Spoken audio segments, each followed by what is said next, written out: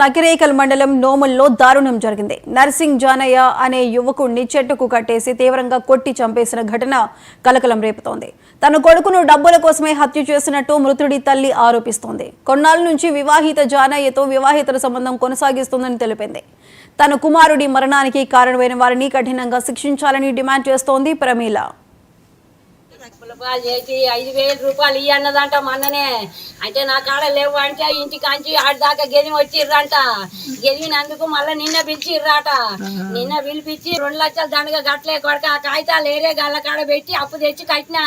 ఆ కాగితాలు నా కాడ లేవు, నేను భూమి అమ్మలేను అనగానే ఇంట్లోకి మంచి మాటతోటి పిలిచి చంపిండ్రు. ఇక ఇంట్లో కొట్టిర్రు చెత్త కానీ మనం గడ్డి దోముతాయి పారలు, గడ్డి దోమే పారలు గుచ్చి ఇదంతా కండలు బయటికి వెళ్ళే కాళ్ళకు పొడిచిండ్రు. ఇదంతా బయటికి వెళ్ళింది. నా కొడుకు రక్త గోళాలు అయ్యిండు. నా కొడుకు